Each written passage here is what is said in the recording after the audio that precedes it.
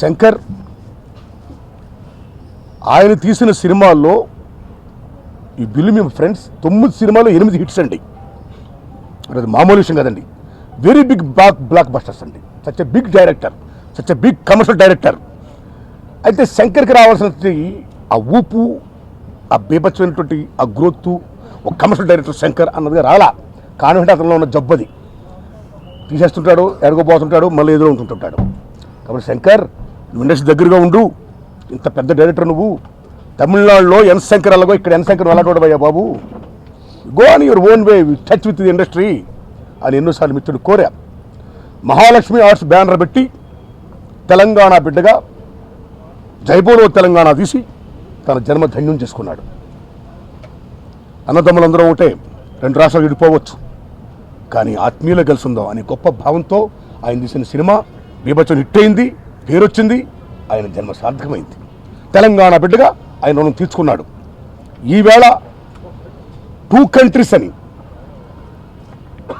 గొప్ప థాట్తో ఈవేళ ప్రపంచమే ఒక గ్లోబల్ విలేజ్ అయిపోయింది. ఈవేళ ప్రపంచం కుగ్రామం అయిపోయింది. ఇలాంటి దశలో ఈవేళ జిల్లాల నుంచి, రాష్ట్రాల నుంచి, దేశాల నుంచి ప్రపంచ గ్రామం అయిపోవడం వల్ల 2 కంట్రీస్ కలిస్తే ఎలా ఉంటుంది? అమెరికా ఇండియా నేపథ్యంలో అయినా ఇప్పుడు వరకు ఆయన తీసిన ఎమోషన్స్, ఈ టచెస్ కాకుండా మానవ విలువలను, ఆర్థిక విలువలు డామినేట్ చేస్తున్న దశలో మానవ సంబంధాల గురించి, ప్రపంచపరంగా మనుషులు నలిగిపోతున్న విధానం గురించి చాలా సున్నితంగా, కామెడీగా, టువర్డ్ ది ఫిల్మ్ కామెడీగా ఆయన చెప్తూ మళ్ళా ఈ సినిమాని ఆలోచింపజేసే విధంగా మళ్ళీ శంకర్ మార్క్ అనిపించే విధంగా చెప్తూ గొప్ప హిట్ కొట్టాలని, ఫర్దర్ బిజీ డైరెక్టర్గా కొనసాగాలని నేను మనస్ఫూర్తిగా కోరుకుంటున్నాను శంకర్ని.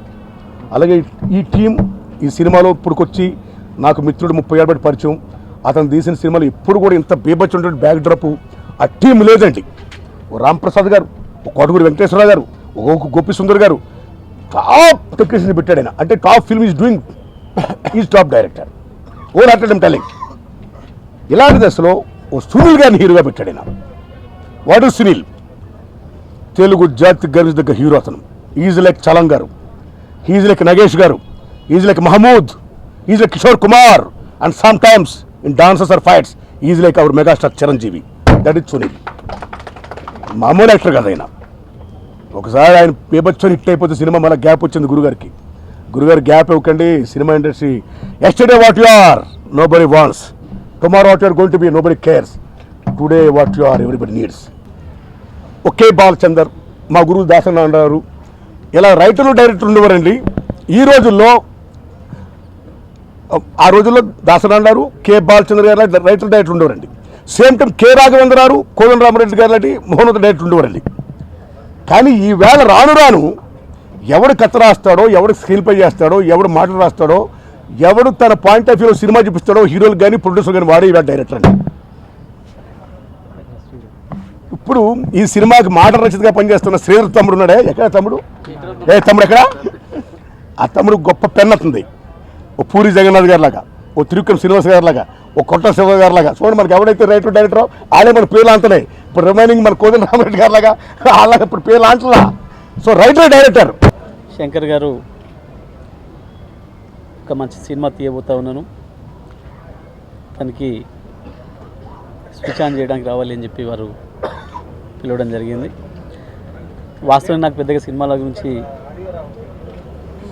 తెలియకపోయినా నేను కాస్త ఇష్టపడేది కామెడీ సినిమాలు.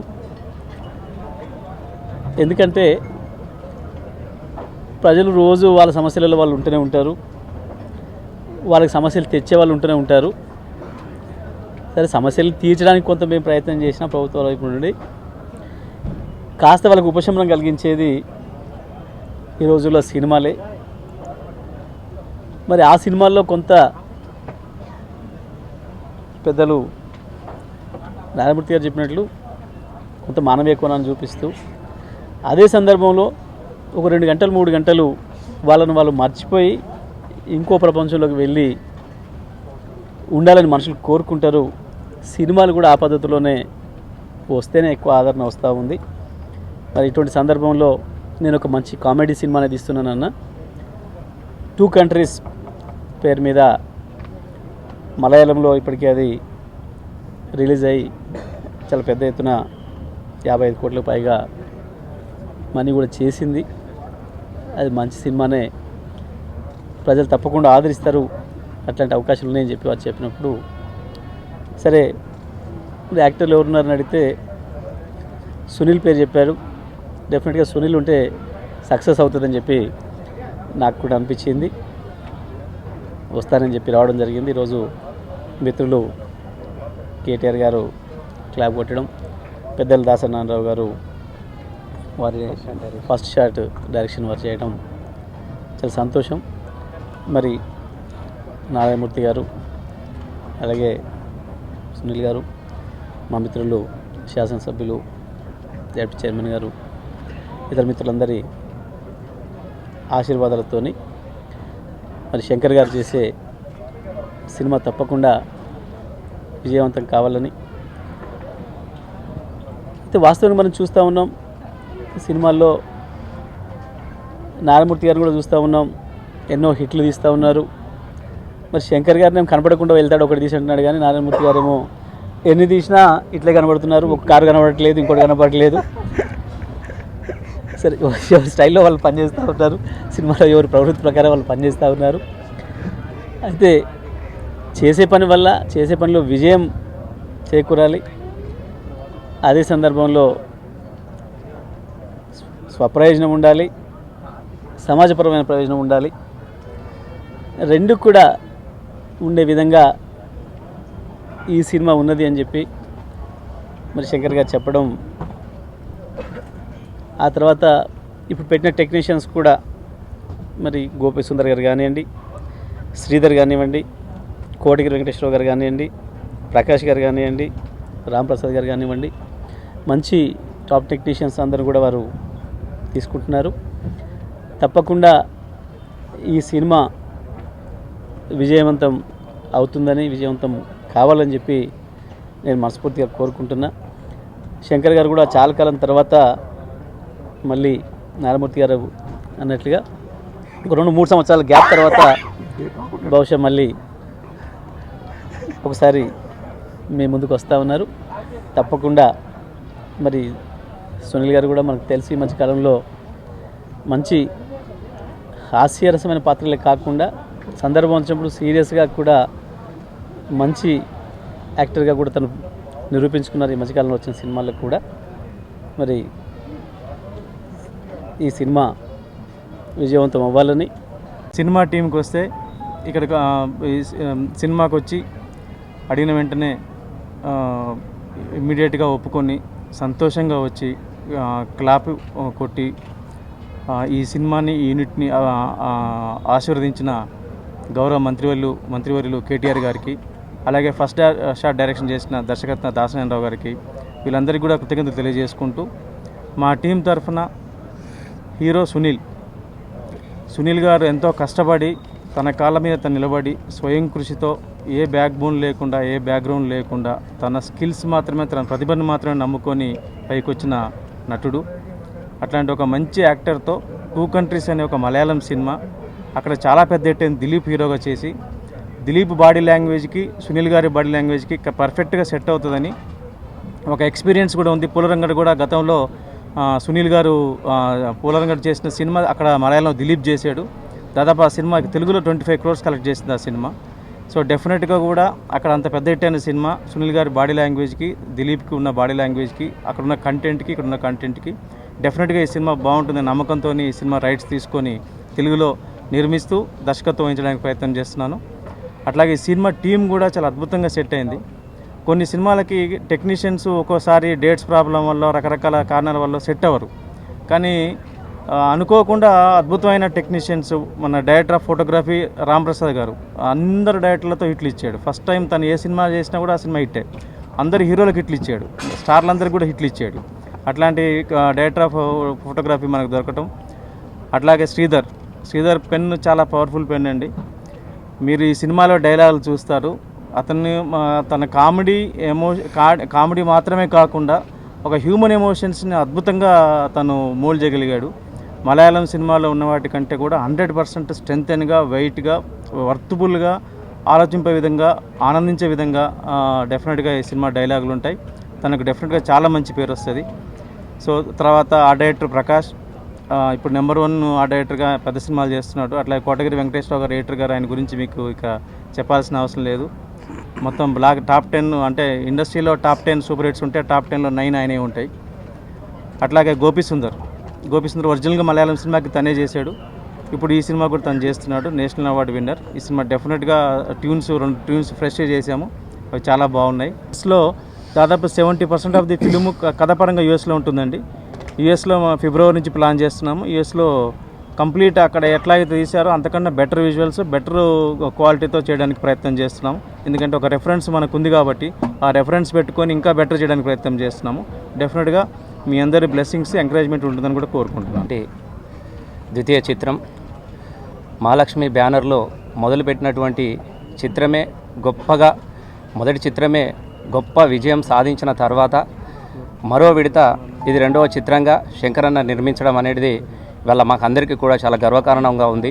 ఎందుకనంటే తెలంగాణ రాష్ట్ర సాధనలో జైబోలో సినిమా ఎంత గొప్ప విజయవంతం సాధించి కోట్లాది మంది ప్రజలను చైతన్యపరిచిందో, ఇప్పుడు తెలంగాణ రాష్ట్రం సాధించిన తర్వాత స్వరాష్ట్రంలో వస్తున్నటువంటి శంకరన్న మొదటి చిత్రం ఇది 2 కంట్రీస్ కాబట్టి సహజంగానే ప్రేక్షకులందరిలో కూడా ఒక కొత్త ఆసక్తిగా ఉన్నది.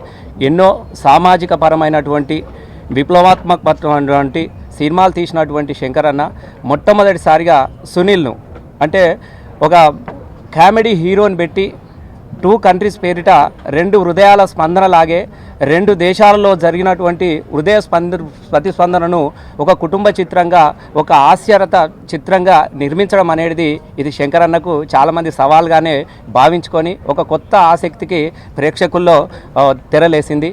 ముఖ్యంగా శంకరన్న ఏ విధంగా అయితే ఎవరి సపోర్ట్ లేకుండా తనకు తానుగా క్రియేట్ చేసి మా నారాయణమూర్తి అన్న లాగానే, ఎందరికో స్ఫూర్తినిచ్చినటువంటి నారాయణమూర్తి లాగానే ఒక గొప్ప చరిత్రకు శ్రీకారం చుట్టుకొని తనకు తానుగా నిలబడి పలు విజయవంతం చిత్రాలను అందించినటువంటి శంకరన్న లాగానే సునీల్ కూడా స్వతంత్రంగా ఎదిగొచ్చినటువంటి ఒక మంచి నటుడు కాబట్టి, స్వతంత్రంగా ఎదిగినటువంటి ఒక దర్శకుడు, ఒక నటుడు మధ్యన వస్తున్నటువంటి ఒక కొత్త సినిమాగా దీనికి తప్పకుండా చరిత్ర ఉంటుంది. సెంటిమెంట్ రకంగా చూస్తే దిలీప్ గారిది ఫస్ట్ సినిమా నేను పోలరంగడు చేశాను, పాండిప్పడ అనే సినిమా, మలయాళం సినిమా. అది కూడా ఇక్కడే ఓపెనింగ్ జరిగింది, ప్రెస్ మీట్ కూడా ఇక్కడే జరిగింది. యాక్చువల్గా దానికి రైటర్ తినే శ్రీధర్ సిప్పాన. అలాగే నాకు మర్యాదరామన్నకి, జక్కన్నకి ఈయన రాంప్రసాద్ గారు కెమెరా చేస్తా. మేము ఎప్పుడు అనుకుంటూ ఉంటాం, మనం పాజిటివ్ పీపుల్ కాబట్టి గ్యారంటీగా మనం చేస్తే సక్సెస్ వస్తుందని ఫీల్ అవుతూ ఉంటాం మేము ముగ్గురు ఎప్పుడైనా. సో ఈ సినిమా గ్యారంటీగా అంటే సినిమా స్టార్టింగ్ నుంచి ఎండ్ దాకా కూడా అందరినీ నవ్వించే సినిమా అవుతుందండి. కుటుంబం అంతా చూసి చాలా బాగా ఎంజాయ్ చేస్తారు సినిమాని. ఎందుకంటే 2 కంట్రీస్ సినిమా గ్యారంటీగా 2 స్టేట్స్లోనే సూపర్ హిట్ అవుతుందని మనస్ఫూర్తిగా నమ్ముతున్నానండి. ఎందుకంటే జనరల్గా ఈ మధ్యకాలంలో నేను చేసిన సినిమాల్లో కొంచెం అంటే కామెడీ పాళ్ళు సరిపడా ఉండటం వల్ల ఒక యావరేజ్లుగా చలామణి అయినాయండి. కానీ ఇది కామెడీ ఎక్కువ ఉండటం వల్ల నాకు మంచి ఫుడ్ అండి ఇది. నేను ఎంత బాగా తింటే అంత పెద్ద హిట్ అవుతుంది అన్నమాట ఈ సినిమా. ఫ్యాక్ట్ అయితే కానీ చాలా అద్భుతంగా రాశాడు. మళ్ళీ పోలరంగడి తర్వాత ఈయన అలాగే అద్భుతంగానే చూపిస్తారు. సో మెయిన్ ఇందులో చెప్పుకోవాల్సి వచ్చింది, నన్ను నమ్మినందుకు ఈ సినిమాకి శంకర్ గారికి థ్యాంక్స్ చెప్పాలండి. ఎందుకంటే శంకరన్న నా మీద పెట్టిన నమ్మకాన్ని నేను నిజంగా అది కాపాడుకుని ఆయన సినిమా చాలా బాగా చేసి విజయం సాధించడానికి నేను ట్రై చేస్తానండి. అండ్ ఈరోజు వచ్చి మమ్మల్ని ఆస్వాదించిన గురుగారు దాసనారాయణరావు గారు అండ్ కేటీఆర్ గారు అండ్ నారాయణమూర్తి గారికి నిజంగా మనస్ఫూర్తిగా ధన్యవాదాలు తెలుపుకుంటున్నానండి. నేను సునీల్ అన్నయ్య కలిసి పోలరంగడ్ సినిమా చేసాం, భీమవరం బుల్లోడ్ చేసామండి. ఇది 3వ సినిమా. శంకర్ గారు నాకు ఫస్ట్ ఫోన్ చేసి ఇలా సునీల్ సినిమా మనం 2 కంట్రీస్ చేస్తున్నాం, ఫస్ట్ పేరు చెప్పలేదండి, ఒక మలయాళం సినిమా చేస్తున్నాం, అదిరిపోద్ది, డెఫినెట్గా మీరైతే చాలా బాగుంటుంది అది ఇది అంటే 2 కంట్రీస్ సార్ అని అడిగాను. నేను అడిగితే చూసేసేమంటే నాకు ఇష్టమైన సినిమా సార్, అది రాసే అవకాశం ఇవ్వండి సార్, నాకు ఖచ్చితంగా బాగా రాస్తానండి, బాధ్యతతో రాస్తాను అని చెప్పాను. ఆయన నన్ను నమ్మి ఇచ్చారండి. సినిమా రాసేసాం, చాలా బాగా వచ్చింది. డెఫినెట్గా ఫ్యామిలీ అందరూ సంతోషంగా నవ్వుకుంటూ ఎలాంటి వల్గారిటీ లేకుండా సినిమాలో డీసెంట్ కామెడీతో ఈ సినిమాని 100% నమ్మకంతో చెప్తున్నాం. ఖచ్చితంగా ఈ సినిమా అందరినీ నవ్విస్తాం, ఎలాంటి ఇది లేకుండాను.